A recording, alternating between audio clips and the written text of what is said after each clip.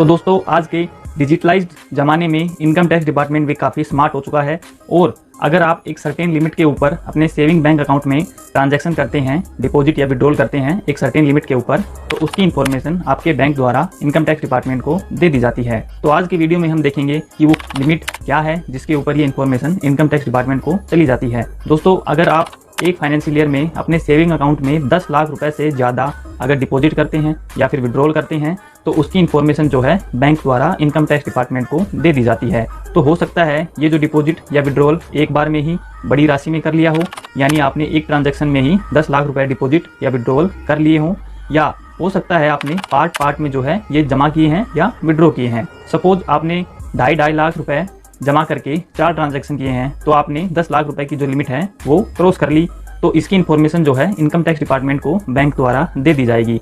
ऐसे ही अगर आप 1 लाख रुपए जमा करते हैं 10 बार अपने सेविंग बैंक अकाउंट में, तो यहाँ भी 10 लाख रुपए की लिमिट आपने क्रॉस की है, तो इसकी इन्फॉर्मेशन भी बैंक द्वारा इनकम टैक्स डिपार्टमेंट को दे दी जाती है।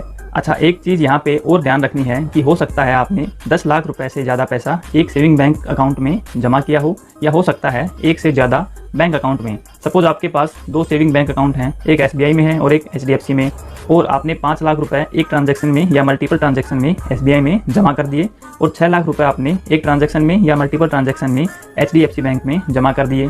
तो देखा जाए तो जो 10 लाख रुपए की लिमिट है ये क्रॉस हो गई है, तो इसकी इन्फॉर्मेशन भी दोनों बैंक द्वारा इनकम टैक्स डिपार्टमेंट को दे दी जाएगी। तो इनकम टैक्स को जो ये इन्फॉर्मेशन जाती है ये डिपॉजिट्स के लिए भी जाती है और सेम विड्रॉल्स के लिए भी जाती है। यानी अगर आप 10 लाख रुपए से ज़्यादा विड्रॉ करते हो एक फाइनेंशियल ईयर में तो भी बैंक ये इन्फॉर्मेशन इनकम टैक्स डिपार्टमेंट को दे देता है।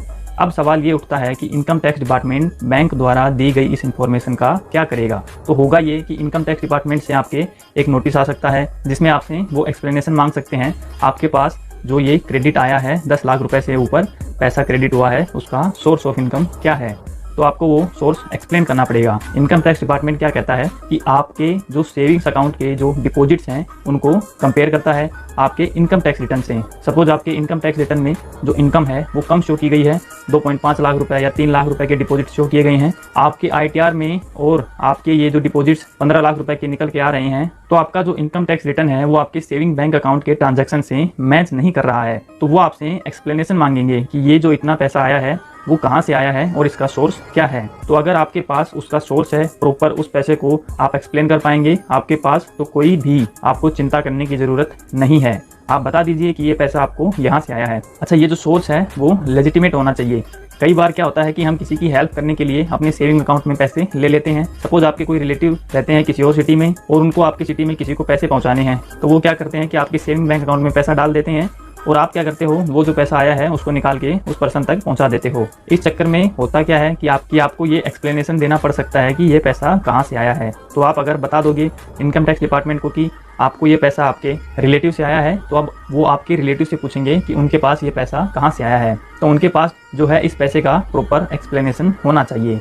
पर अगर उनके पास भी इस पैसे का एक्सप्लेनेशन नहीं है तो भी ये पैसा आपका ही माना जाएगा। इनकम टैक्स डिपार्टमेंट और गवर्नमेंट ऑफ इंडिया क्या कह रही है कि कैश ट्रांजैक्शन को हम डिस्करेज कर रहे हैं। अभी कैश ट्रांजैक्शन से क्या होता है कि ब्लैक मनी जनरेट होता है। सपोज कोई पर्सन जो सेविंग अकाउंट में पैसा जमा किया है उसका प्रॉपर एक्सप्लेनेशन नहीं दे पाता है, तो वो उसकी इनकम मान ली जाती है और इस पैसे को अनएक्सप्लेन्ड कैश क्रेडिट माना जाता है और फ्लैट 60% के रेट से इनकम टैक्स देना पड़ता है इस पैसे पर। सपोज एक पर्सन है जिसकी ITR में इनकम 2.5 लाख रुपए है, नील ITR भरा है उसने, बट उसके सेविंग अकाउंट में जो है 15 लाख रुपए डिपॉजिट हुए हैं एक फाइनेंशियल ईयर में, और अब इसकी इन्फॉर्मेशन चली गई है इनकम टैक्स डिपार्टमेंट के पास, और इनकम टैक्स डिपार्टमेंट ने एक नोटिस भेज दिया उस पर्सन को एक्सप्लेनेशन के लिए, और ये पर्सन उन्हें प्रॉपरली एक्सप्लेन नहीं कर पा रहा है जो 15 लाख रुपए आए हैं वो कहाँ से आए हैं।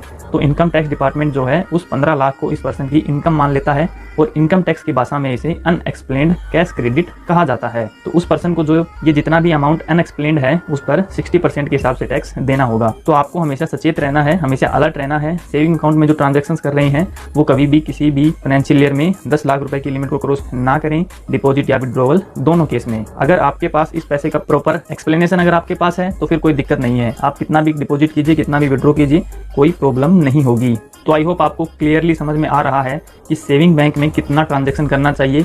10 लाख रुपए से ऊपर का ट्रांजैक्शन नहीं करना चाहिए एक फाइनेंशियल ईयर में अगर आपके पास एक्सप्लेनेशन पैसे का नहीं है तो हम यहाँ पर बात कर रहे हैं एक फाइनेंशियल ईयर की। तो ये फाइनेंशियल ईयर 2022-23 तो अभी मार्च चल रहा है, खत्म ही हो गया। अगला जो फाइनेंशियल ईयर शुरू होगा 1 अप्रैल 2023 से 31 मार्च 2024 तक, इसमें आपको सेविंग अकाउंट में ट्रांजैक्शंस का ध्यान रखना होगा। पर दोस्तों इनकम टैक्स डिपार्टमेंट अगर चाहे तो वो 10 लाख रुपए से अगर आपके ट्रांजैक्शंस कम हैं तो भी आपके ट्रांजैक्शंस को चेक कर सकता है, क्योंकि आपके सारे अकाउंट्स जो हैं आधार कार्ड से लिंक हैं और पैन कार्ड से, और आधार कार्ड आपका पैन कार्ड से लिंक है, तो कोई भी इंफॉर्मेशन आप हाइड नहीं कर पाएंगे। तो मैं आपको सजेस्ट करूंगा कि आपके इनकम टैक्स रिटर्न के इनलाइन जो है आपको ट्रांजैक्शंस करने हैं अपने सेविंग बैंक अकाउंट में। तो स्पेशली सैलरीड पर्सन को इस चीज का बिल्कुल ध्यान रखना चाहिए। आई होप ये जो कंसेप्ट है कैश के डिपॉजिट और विड्रॉल का सेविंग बैंक अकाउंट में वो क्लियर हो गया है, और इस वीडियो से आपको कुछ ना कुछ जरूर नया सीखने को मिला होगा। तो इस वीडियो को दोस्तों लाइक करना मत। इनकम टैक्स से रिलेटेड कोई भी अगर आपकी क्यूरी है, कोई सवाल है, तो आप हमसे कमेंट सेक्शन में पूछ सकते हैं। इस वीडियो में बस इतना ही, मिलते हैं जल्द ही किसी और इन्फॉर्मेटिव वीडियो के साथ। तब तक के लिए टेक केयर, अलविदा।